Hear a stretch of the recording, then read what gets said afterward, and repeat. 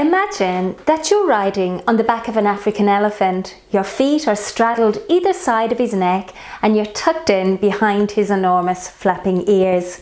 Soon you get used to the movement of the elephant's head and trunk, and your body sways to the rhythm of its powerful breathing as it trundles along. Your elephant is moving down a long, dusty path. There are lots of other riders and elephants on this journey with you. And you take a look at some of the riders. Some look steadier than you, others seem less secure, and some look very uncomfortable. Some are happy and delighted while others are clinging on nervous and tense. But all things considered, you're really quite happy with your first attempt to ride an elephant. But soon you start to think about your destination, and suddenly you begin to realize that you don't know where you're going. There are lots of elephants and riders in front of you, and even more behind you, and it's hard to figure out who's in charge. You assumed that there would be a guide, but now you're not so sure.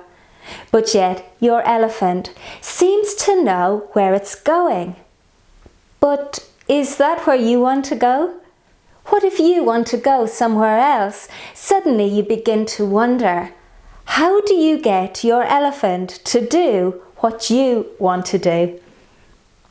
You see, you're going to have to figure out how to talk to this wonderful creature that is taking you on this remarkable journey. And in comparison to the elephant, you're just a tiny rider on this big, magnificent beast.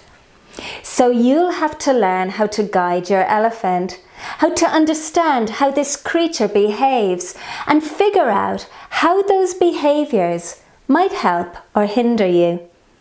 But you also have to trust your elephant and understand that in some situations, your elephant knows best. Now, the elephant and rider is a metaphor for what it's like to be human. The rider represents the conscious thinking mind, and the elephant represents the subconscious reacting mind and the body. And we are sitting on top of this vast set of powerful resources and forces that control countless processes within our brain and an extraordinary amount of activity that is constantly taking place in our body. And this metaphor presents one of the most compelling reasons why I think every therapist should learn how to use the state we call hypnosis, and why as therapists we should incorporate it and use it in our work. You see, hypnosis is the communication tool that makes it easier for us as riders to work with our elephants, and positive psychology is the equivalent of the owner's guide to riding elephants. As the rider, the conscious thinking self, well, we think that we have all the answers, we think that we are in control, and we think that we always know best. Hypnotherapy is the original positive psychology, and the goal of both hypnosis and positive psychology is to teach people how to ride their elephant, when to trust their elephant, and how to avoid exerting too much control that might end up with a stampeding elephant that's out of control and a rider frustrated and helpless to do anything about it.